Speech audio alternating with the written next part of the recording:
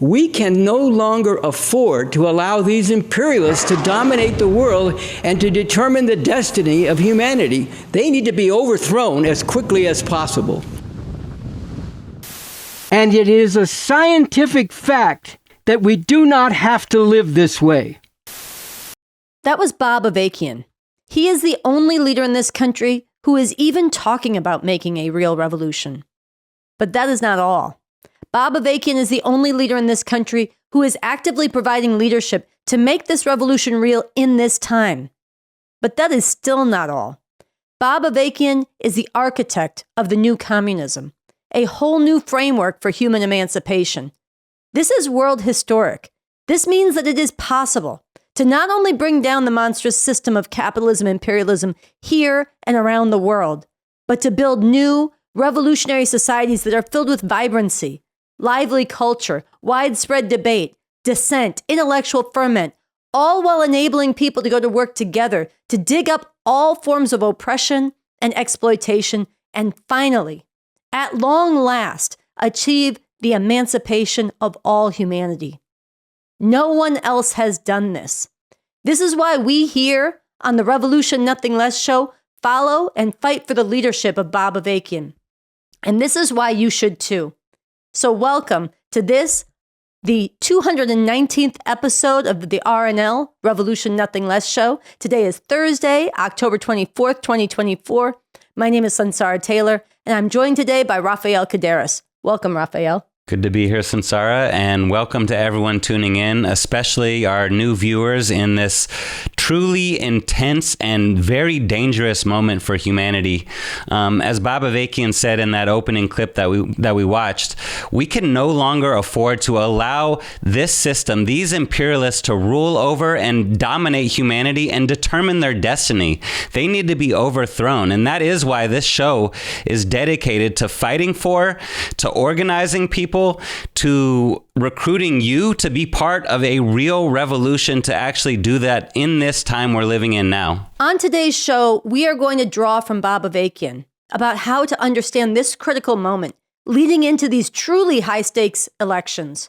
And we're going to hear from him as well on the strategy for how the forces for revolution can grow rapidly from small to big, so that we can seize on this rare time when revolution is more possible than it has been in generations, precisely because of how society is being torn apart by the divisions from top to bottom. Then we'll sound the alarm about the escalating horror show of genocide and cruelty being inflicted on the people of Gaza by Israel, with the full backing of the U.S., and the escalations towards wider war. We'll touch on the campaign to raise big money to get Bob Avakian's leadership and social media dispatches at Bob Avakian Official known and engaged by millions. And we'll share excerpts from the program held at Revolution Books in Berkeley, commemorating the 60th anniversary of the free speech movement. So with that, let's get into it. We are now less than 2 weeks away from an election that offers the choice of an unhinged, pathologically lying, sexual assault bragging, blatantly racist, outright fascist Trump on the one side. I think the bigger problem is the enemy from within. We have some very bad people. We have some sick people, radical left lunatics. And I think they're and it should be very easily handled by, if necessary, by National Guard, or if really necessary, by the military. And the disciplined and ingratiating Kamala Harris, who built her entire political career mass incarcerating people, especially black and brown people, and who is right now drenched with the blood of the people of Gaza. This is a choice that must be rejected. It is a choice that reveals the utter illegitimacy of the whole system of capitalism and imperialism that rules over us. This is a time to reject this system, to reject its choices, and instead to join with Bob Avakian and the Revcoms in working to seize this moment to make a revolution for real, to bring about a whole new way of life, a fundamentally different system. Of course, a lot of people object to this scientifically grounded truth that I just shared. We've been taking this out in the streets, we Revcoms, and people raise excuses to avoid confronting the truth of what I just said. In his social media dispatch, Revolution number 88, a rare time, an urgent need for revolution, not continuing enslavement to this system. Bob Avakian quoted someone who typified these kinds of objections. They said, quote, "If Democrats lose the upcoming election, there is no fighting for a new system, as the other side already has their new authoritarian system planned out and ready to roll it out with Project 2025. Battles are how you win wars, and losing this election means the initial war is over and lost. Then a much harder war begins that we can't win without great casualties." End quote. Here is how Bob Avakian began his response to this. This utterly fails to actually think outside the framework and confines of this system. It ignores or downplays and does not really come to terms with this important reality, which I emphasize in my message number 85. As horrific as Trump is, supporting Harris and the Democratic Party means enlisting as willing accomplices in the crusade of U.S. capitalism imperialism to remain the world's number one exploiter, oppressor, and plunderer of people and the environment, even at the cost of risking the future and the very existence of humanity. This is not a simple-minded insistence that there could never be a time when, in effect, supporting a lesser evil Democrat could be correct. In fact, there were very particular and very exceptional circumstances in 2020, which meant that precisely from the strategic standpoint of working for revolution, it was necessary to vote for Biden.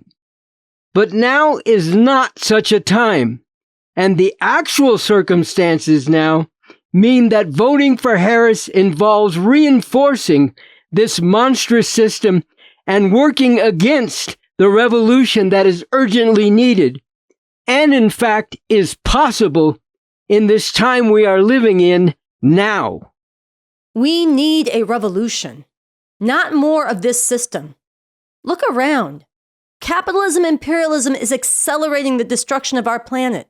And this includes the actual policies of Biden and Harris, expanding drilling, expanding fracking, fueling environment-destroying wars, all while lying and posing as friends of the planet. Meanwhile, the U.S., yes, led by Biden and Harris, is backing Israel's genocide in Gaza. It is heightening the possibility of a war with Iran and perhaps an even wider and more destructive war. At the same time, the U.S. is providing weapons and intelligence and strategic direction to Ukraine and carrying out the U.S.'s proxy war with Russia at the cost of an estimated 1 million lives already, and all this has the potential to escalate into nuclear war, even as the U.S. is also making preparations for military confrontation with China, who also possess nukes. Without any exaggeration, these conflicts with these weapons could wipe out human civilization as we know it. All of this is what you are lining up with, what you are enlisting with, what you are giving your consent to if you cast your vote for Harris. But that's not your only option, especially in these times that are anything but normal. Let's return to Bob Avakian.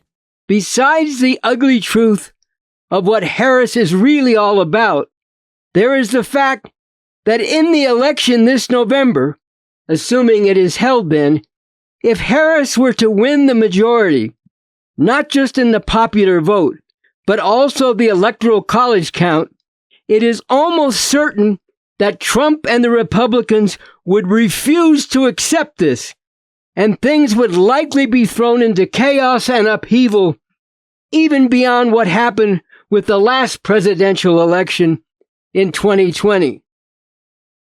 The country as a whole is being torn apart by divisions that can no longer be covered over, and things can no longer be held together in the way they have been for generations.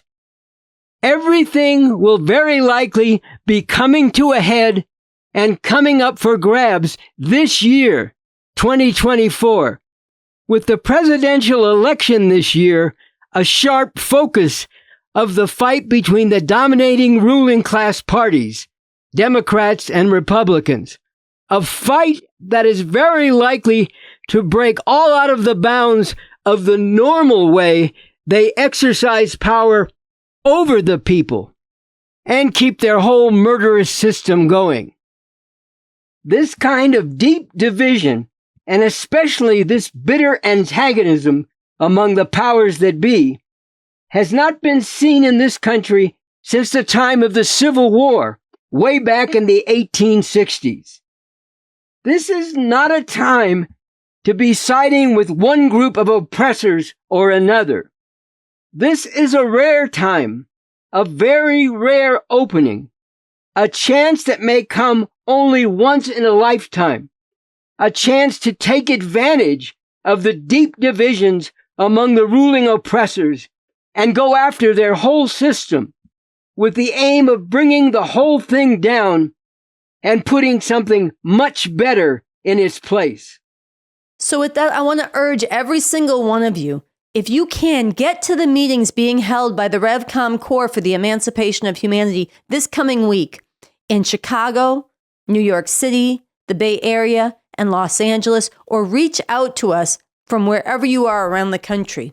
The title of these meetings is "The Choices of the 2024 Election Are Terrible Choices for Humanity." We need a real revolution for the emancipation of humanity.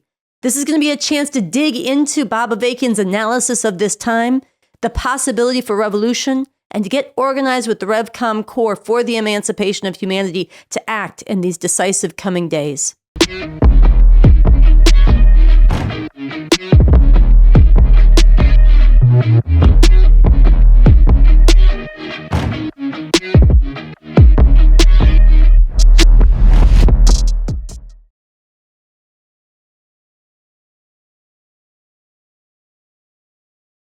As Sansara said, we are not living in normal times.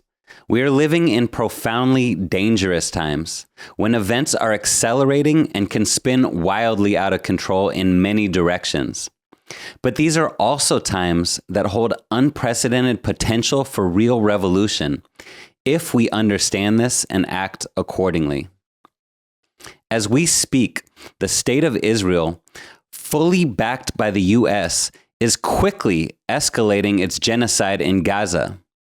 For the past 20 days, they have been laying siege to northern Gaza, starving the population, bombing refugee camps, hospitals, committing massacre after massacre. Now is not the time to grow numb to this, or to comfort yourself with the Biden-Harris administration's lies that they are pressuring Israel to let in aid and to get a ceasefire. Well, the U.S. is warning Israel to let more humanitarian aid into Gaza or face the consequences. And there are really two things left to do: get the hostages home and bring the war to an end. The same lies that they have been telling for a year, while the U.S. weapons keep flowing to Israel and the bodies keep piling up. No, now is the time to confront the urgent reality of a genocide within a genocide happening right now, and fight to stop this. Watch the Palestinian writer and analyst Mohammed Shahada describe the situation in northern Gaza right now. Israel is implementing now a strategy that is in northern Gaza premised on 4 different pillars, one of which is mass starvation, quite literally mass starvation. The other one is mass killing and producing mass casualties, wounded people on mass scale. And then the third one is shutting down all hospitals simultaneously so that people with these wounds are destined to die if they don't move south. And the last pillar is the mass expulsion, where you literally see Israel ordering people every day, move south, and then they literally round them up from schools and hospitals and force them to line up on a death march and move to the south. I have friends who lost family members on some of these death marches, where you have to walk for dozens of kilometers under scorching heat or in the cold without any assistance, on foot under constant fire, fully starved with an empty stomach, and some people collapse and die on the way. I've never seen anything like this, but on on the other hand, I'm seeing Israeli politicians and media celebrating the footage of these death marches with utmost glee and utmost joy. And for those who are being forced out of northern Gaza, what's the situation in the rest of the Gaza Strip? Once you cross to the southern side, what you will find there is an insanely overcrowded tent city, just tents upon tents upon tents, surrounded by mountains of garbage and pools of sewage water, heavily infested with diseases, no protection against the weather, no protection against the rain, and just left doomed to your own fate, basically surviving off handouts, humanitarian aid that is barely coming in. So people find this as an absolute nightmare. And once you cross to the south, Israel is playing with people in the south like a ping pong, moving them around like chess pieces all the time, moving them from Deir el-Balah to Khan Yunis, and then from Khan Yunis to Mawasi, and then from Mawasi to Khan Yunis again, and back to Nusrat. It's a non-stop nightmare. And this constant instability, this constant uncertainty is one of the worst things you can do to someone that is heavily shell-shocked and traumatized and in pure survival mode. For months now, our website revcom.us has been warning that Israel aims to reduce the Palestinians to such a state that they will no longer pose any problem for Israel, if not literally killing off and or driving out all the Palestinians. Now we are seeing Israel's final solution coming more into focus. Now Israel's main liberal newspaper, Haaretz, has been warning since for many weeks, but yesterday they came and officially said, the editorial board, they said Netanyahu's government is now, quote, paving the way to building settlements in Gaza, building the path or facilitating the path to building Jewish-only settlements in northern Gaza after emptying it completely. So for Gaza's population to be moved into an overcrowded, unlivable tent city, pure sand and rubble and the desert, and be shell-shocked all the time and squeezed more and more and more into tinier and tinier places, it is an absolute nightmare. And that's the Israeli strategy. The reason why they adopt these strategies, what they themselves brag about, is that the images of these death marches count as a victory image for Israeli political parties and for the Israeli public, to show that, look, the Palestinian public are being humiliated, are being terrorized, are being collectively punished, and with the sort of excuse that this pressure might at the end lead Gaza to either surrender or face complete demise. Surrender or complete demise. Think about that. These are human beings. Israel is aiming to completely break the spirit of the people in Gaza, or if not, to wipe them off the map. This is what all too many Americans are enabling with their silence. And this is what you become an accomplice to when you get behind Kamala Harris. And let's be clear, the Biden-Harris administration is not just backing Israel in its genocide in Gaza, its rampage in Lebanon, and its threats against Iran. They are now actively participating in it. In a show of force, the U.S. says it's preparing to deploy a sophisticated anti-missile defense system in Israel, along with 100 troops to operate it. It's the first time American troops will actually operate in Israel since Hamas's terrorist attack on October 7th. This itself is a dangerous escalation. Don't believe the lie that these missiles and U.S. troops are just defensive. Now the U.S. says it's stepping in to bolster Israel's defenses with $1 billion THAAD and troops to operate it. They are strengthening Israel in its coming attack on Iran, and that in turn could drive Iran to escalate further. Plus, U.S. troops inside Israel are now in the direct line of fire. And if any are killed in an Iranian retaliation, Israel could use that as a justification to further escalate, and the U.S. imperialists could be drawn even more directly into a major war on Iran. A war which could spread across the Middle East and draw in other nuclear-armed imperialist powers like Russia and China. This danger is real, and it could literally cost millions, even billions, their lives. The U.S. and Israel aren't risking humanity's future for some just or noble cause. They're doing it for the most foul, unjust cause there is: the preservation of the blood-drenched, planet-killing system of U.S. capitalism imperialism and its Middle East henchmen, the genocidal apartheid state of Israel. To those of you who refuse to become complicit, to willfully blind yourself and justify the Democratic Party's war crimes, you have the responsibility now to speak out, to stand up, and to put it on the line to stop these atrocities. Death for compromise, death for genocide! Hey, get out of here. The U.S. just sent $27 billion to Israel! $27 billion to Palestinians! Get out of here! Palestinians alive! Death for compromise, death for genocide! And you have a responsibility to get to the root of the problem so that we can stop this system of perpetual war crimes and crimes against humanity once and for all. That means revolution. Yes, a real revolution right here in the belly of the beast, right here in this time we're living in now. Above all, it means engaging and following Bob Avakian, who's developed the strategy for revolution and the new communism for an actual emancipating alternative to this system.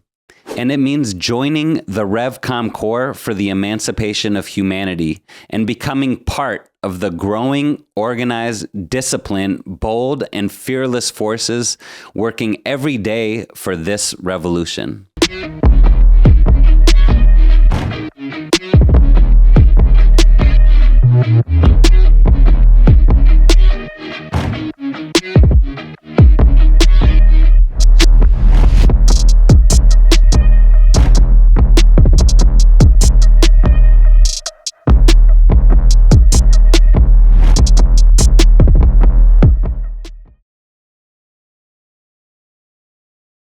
Everything we've gotten into so far today underscores the urgency of making revolution. But how could this be done when the forces organized for revolution are so small and hardly anyone in society is even thinking about or wanting a revolution right now? This is a critical question, and it's a huge positive factor that Bob Avakian has forged the strategy for transforming this situation so we can get in position to make the revolution humanity so urgently needs.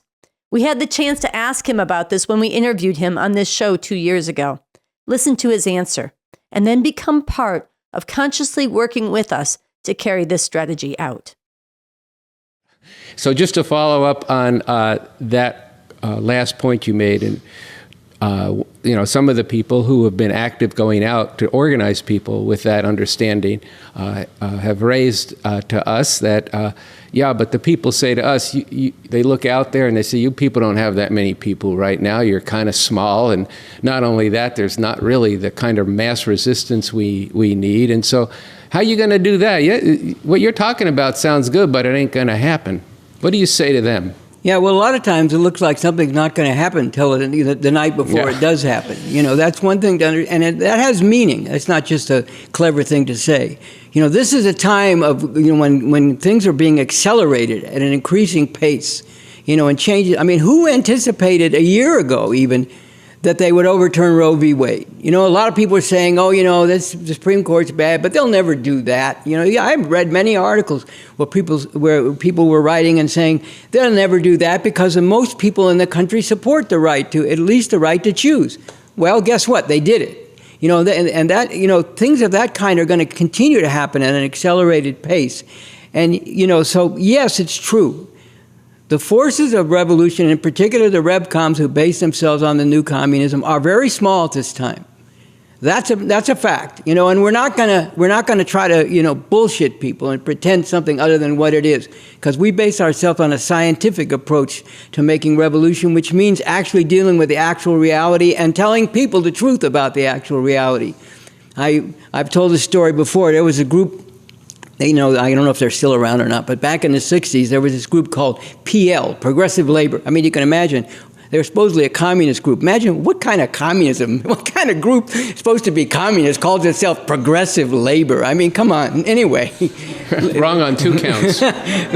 Leaving that aside, like in the economism to the nth degree, just like burying yourself in the narrow struggles, of today. But anyway, one of their members got up at a rally, and I think it was actually they were being interviewed too. and I think it actually got into the New York Times, where they said, we have 10,000 members in Harlem. And a bunch of us said, man, what the fuck are you talking about? You don't have any fucking 10,000 members in Harlem. And the guy said, yeah, I know we don't, but if we say it, maybe we'll get them. Well, that's not the way we're going to approach things with that kind of opportunism. You know, you have to deal with the actual reality.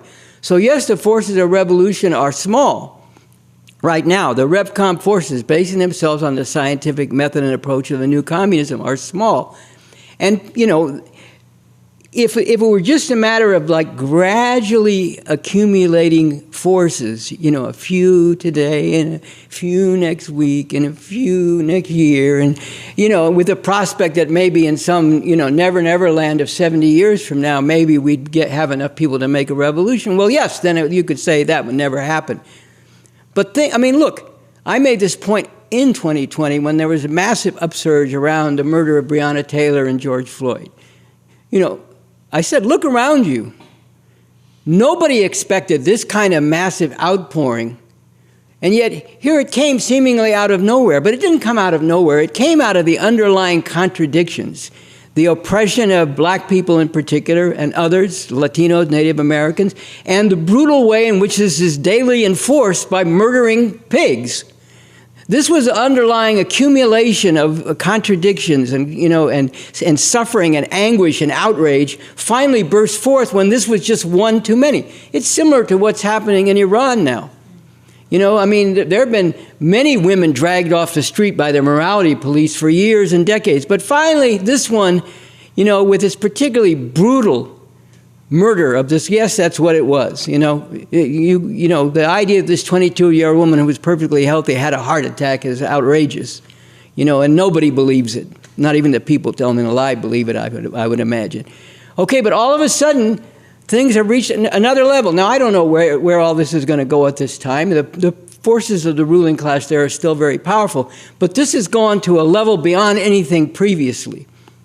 And it's, you know, on the one hand, you know, you could say it's just one more thing. Here's one more woman dragged off by the morality police and brutalized, and it results in her death. But it was just one too many in the context of a lot of other things going on. You know, people are suffering economically and so on. It was just one too many. The same thing in 2020. There were millions of people in the street. What was missing then, and we have to fault ourselves in part for this, although we talked about revolution and put out revolution, we didn't really go and struggle with people about, you know, what this really shows is the need to get rid of the whole system. And you are not going to defund the police. You know, look at what's happened. You know, you got, the great Democratic hero, Joe Biden. The answer is not to defund the police, it's to fund them, fund them, fund them. What'd I say? Fund them. You know, so, you know, but that was a prevailing line. And so, you know, this thing got led off into a side stream and, you know, a side street and didn't go anywhere ultimately, even though it was, you know, really heroic outpouring of millions of people, which was supported by millions more around the world. Who predicted that a month before? I mean, yes, we've been talking for decades and mobilizing people in struggle against police murder for decades. You know, there's a whole national day of protest against police brutality and criminalization of a generation and repression. That goes back to the mid-90s. You know, but all of a sudden, a bunch of things came together. All right, you know, if the revolutionaries had been working the way we should have been, bringing revolution to that and struggling with people, not just about we need revolution in the abstract, but why these other avenues and lines and roads and programs were not going to lead things where they need to go. The question is, why should anybody put up with this kind of, you know, brutal murder time after time after time after time? Why do the parents and loved ones of these people have to shed these tears and cry this anguish time after time after time? Isn't it long past time to put an end to this completely? Yeah. Okay, so then what is going to be required to put an end to this and all the other outrages, which we also need to be bringing sharply to light? the oppression of women, the absolute destruction of the environment, the threat of nuclear war going on, the persecution of the immigrants, and on and on and on. The persecution of gay people and, trans people and so on. In the context of all that, we needed to be saying to people, there's only one solution to this. It's not an easy solution, but it's the only real solution. That's what a scientific approach tells us, because this is rooted in the system and we can show it. And the only way to get rid of all this is to overthrow this system. Now, that probably would not have led to a revolution right then, but it could have led to accumulating many more forces. And then the next time something jumped off, like what happened with the overturning of Roe v. Wade, we'd be in a stronger position with more forces and more ability to impact that situation, so long as we were consistently going out there with revolution. And Lenin made the point, leader of the Russian Revolution and important communist theoretician, made the point that in these kind of circumstances, which we're living in now, and it's important to understand, decades of ordinary times get concentrated in not only in years, but in months and weeks. And that's what you saw in 2020 on a certain level, not yet to revolution, but that's what you saw. And that's what's going to be increasingly happening. The question is, are the revolutionaries, small as they are right now? Yes, we're going to be honest about this. We're not going to try to fool people. That's not scientific. That's not principled. But small as they are, can they go out and drive home to people this lesson and show it in a scientifically grounded, understandable way, not talking like, well, you must understand it's the imperialist system that causes all these horrors in the world. And the first thing we need is a proletarian revolution, which first occurred in 1917 after the failure of the Paris Commune in 1871, and was taken to its highest level by the Chinese Cultural Revolution. That's not what I'm talking about, okay? But to go out and in a living way present to people the actual reality of what this is all rooted in, why things are accelerating the way they are, how the ruling class is increasingly an antagonistic, unresolvable conflict within itself, and how this provides opening for us to actually get rid of all this oppression by scientifically understanding that it's rooted in the very workings of this system, the very dynamics and the very relations of this system, and that we can mobilize and win over the forces, most of all people who are catching the worst hell under this system, which are millions and tens of millions, but also people from other parts of society who hate injustice and who want a better future for humanity and don't want to have nuclear weapons raining down on humanity, don't want the environment to be destroyed. We can win increasing numbers of them over, and it's going to all be very accelerated one way or the other. So we've got to go out with that understanding and give that understanding to the masses of people, like I said, in very basic terms and in everyday language, not in a stilted language that I was just, mocking, to be blunt. But, this is where building up the forces for revolution in a growing way. Today there are small numbers. Tomorrow there are, hundreds verging on thousands. And there are thousands. And when there are thousands, those thousands make millions sit up and take notice. You see thousands of people all together, firmly convinced of the need for revolution, not in some sort of religious sense, but with a scientific foundation in basic terms. You see them on the political stage, influencing the political terrain, how things are shaping up. Millions of people start taking notice. And millions of people who are telling us today, oh, that'll never happen, start thinking a little differently, or at least questioning, well, maybe it could happen.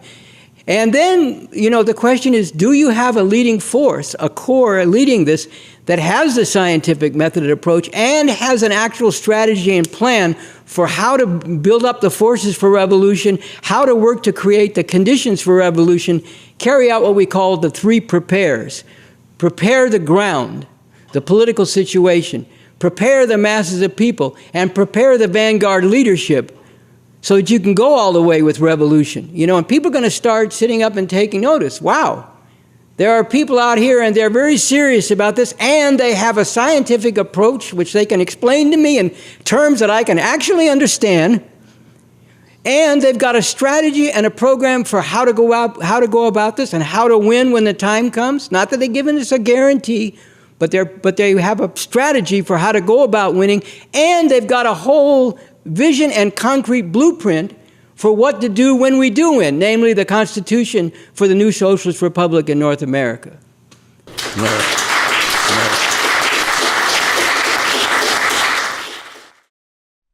Since that interview was filmed, Bob Avakian launched an ongoing series of dispatches at Bob Avakian Official, and this is now a key part of the strategy he was just breaking down. In fact, fighting to raise tens of thousands of dollars and ultimately much more so that we can place online ads, print materials, carry out bold actions, all aimed at getting Bob Avakian's leadership in front of and engaged by millions is the most critical part of our strategy to prepare the situation in society, prepare the people, and prepare the organized leadership necessary to make this revolution. As it says on the brand new website, bobavakianofficialeverywhere.org. Why donate? Because capitalism, imperialism is destroying the future. Society is being ripped apart with sharpening civil war-like divides between fascist Republicans and war criminal Democrats. Donate to help shatter the lie that there is no alternative to this system. Your contribution will fund an online advertising campaign to reach millions quickly with Bob Avakian's real-time leadership via social media. Through his social media, Bob Avakian shows why revolution is more possible in this time and how to seize on this to put a far better system into place, a new socialist republic on the road to real emancipation for humanity here and around the world. Donate today to Raising People's Sights. And here we want to share a message from someone who's donated, read by a member of the Revcom Corps for the Emancipation of Humanity. My name is Chantel, and I'm reading a message from someone who donated to the campaign to get at Bob Avakian Official out to millions. I donated $20 to the Revcoms and at Bob Avakian Official, and you should donate too. Here's why. Number one is that I like this, and that's the reason I want to be a part of this. I believe in the we need and we demand, a whole new way to live, a fundamentally different system declaration. That's what brings me in, and where it explains the source of all the suffering and the madness. It's another good point. It makes me want to be a part of this. But I want to see how to make this possible. It's really a tall order, and it can be overwhelming, but I definitely don't like this capitalist system. Imperialism has run its course. We should all be able to live on this sphere in a humanly manner. I'd like to see that happen before I meet my maker. And I want to be part of something that can make this system different. We know capitalism is a mess, and it's been that way so long that people get accustomed to it. I feel like we're going to destroy ourselves. But the question is, how are we going to do this? How? That's what I'm trying to understand. How? That's what I'm getting from listening to what Mr. Avakian is talking about. How would a completely new way to live look? What would that be like? Can you create a place in an area away from all this, create a way of life, and then see how to make that go? But I know the way things are, they would get rid of that and crush anything you do that's really going to threaten the system. It's about getting rid of the whole system. I donated $20. We're looking for 20 more to donate now. That is a very moving statement from someone whose horizons are being opened up by engaging Bob Avakian, and we want to call on all of you to answer their call to donate. Listen to the titles of just the last 3 dispatches BA released. In response to a critical point raised by a gang member, the revolution answers yes. Fascism can be in the interests of an oppressive ruling class, but never in the interest of the oppressed. What is wrong with those Latinos, and yes, there are more than a few, who are supporting Trump and his racist attacks on immigrants? As of this filming, we're $14,448 into a $20,000 fundraising goal. So go to bobavakianofficialeverywhere.org, donate today, and spread the resources there so that we can meet and surpass this goal.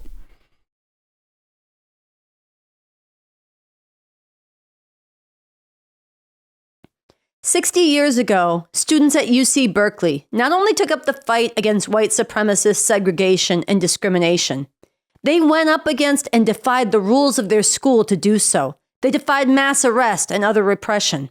So launched the free speech movement, a movement whose impact shook up and inspired people across campuses nationwide and throughout all of society. Bob Avakian was part of this movement, and this movement had a lasting impact on his life and his life's work. So this past weekend, Revolution Books in Berkeley held a program to commemorate the 60th anniversary of the free speech movement.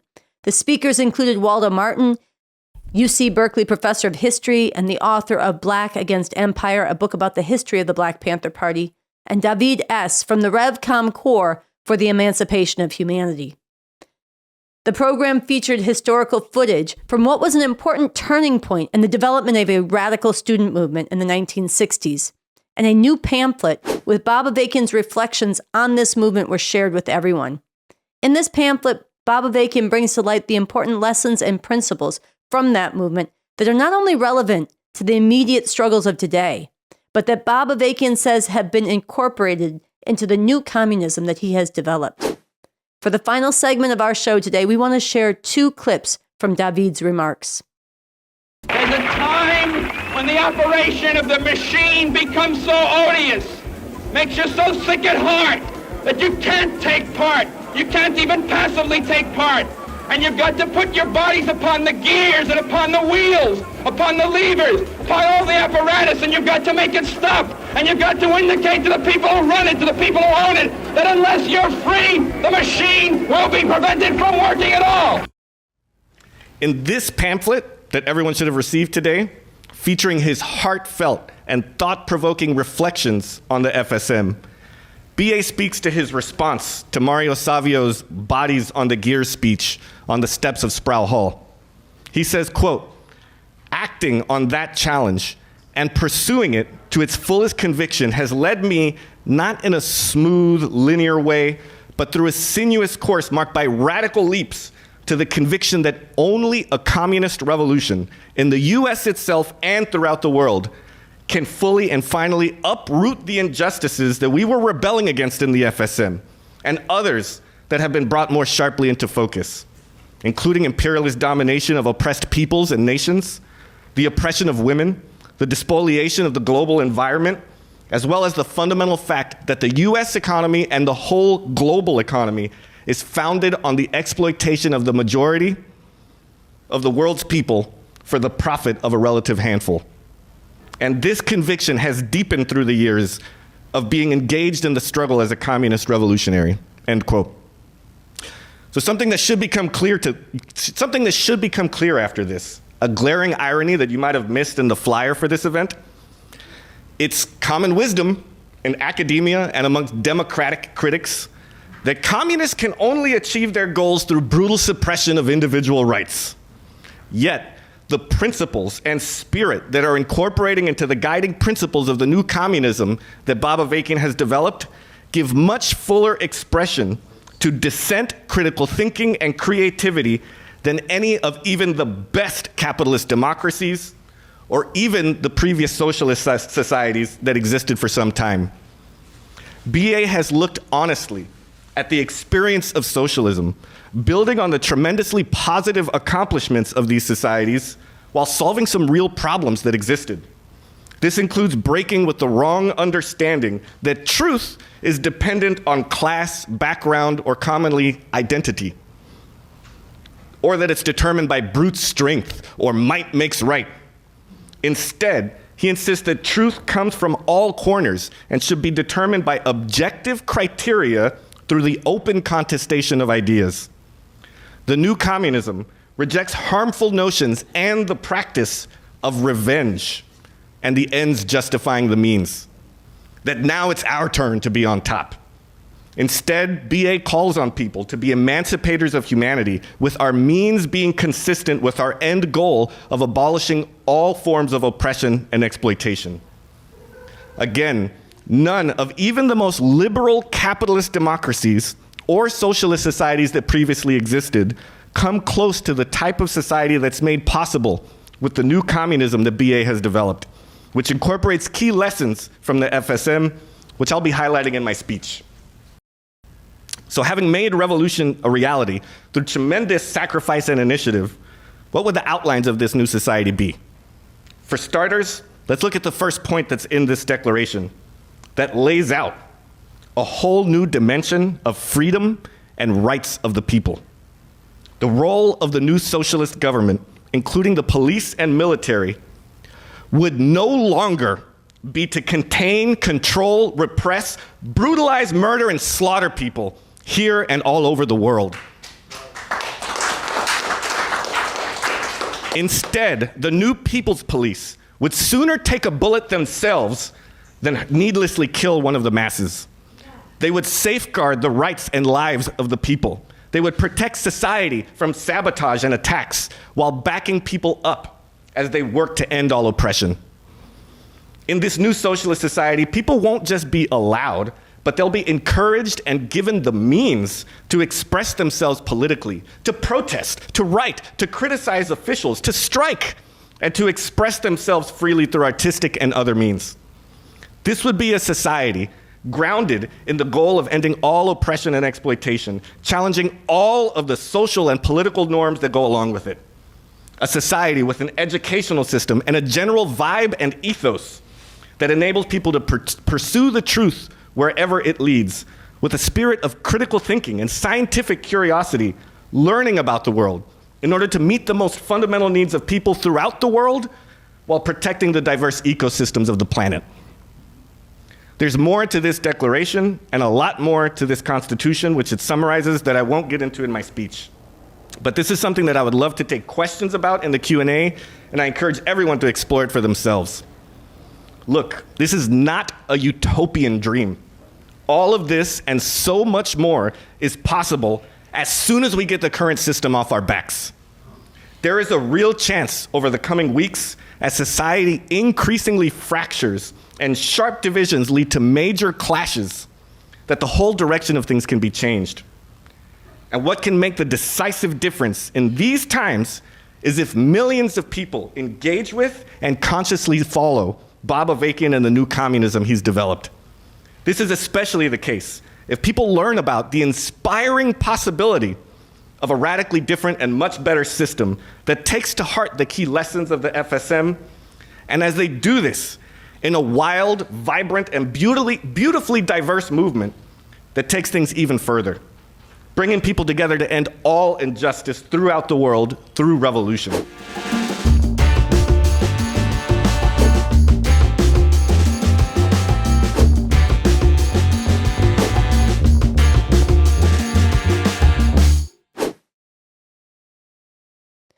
This brings us to the end of today's episode of the Revolution Nothing Less show. I really want to underscore, after everything we've talked about today, everything that we brought alive, you are part of a community of people engaging the biggest questions when you watch this show, the questions that are burning for humanity and whether humanity will have a future worth living. As we go into these momentous next days and weeks, this is a show you need to be watching, spreading to others, and following Bob Avakian official, getting his voice out there. If you're anywhere near Chicago, Bay Area, Los Angeles, New York, get yourself to the meetings being held this Sunday and on Tuesday by the Revcom Corps for the Emancipation of Humanity to get organized into this revolution, to learn about it together with others. And if you're not in one of those areas, reach out to us. We need to be working together to seize this rare time to wrench a future, a positive future worthy of humanity out of these dangerous but also potentially very liberating days. That's right. And be sure before you go to like, to share this episode, to subscribe to this channel, to donate to Patreon at patreon.com/the Revcoms. And with that, I want to thank the crew for putting this episode on, and we'll see you next week.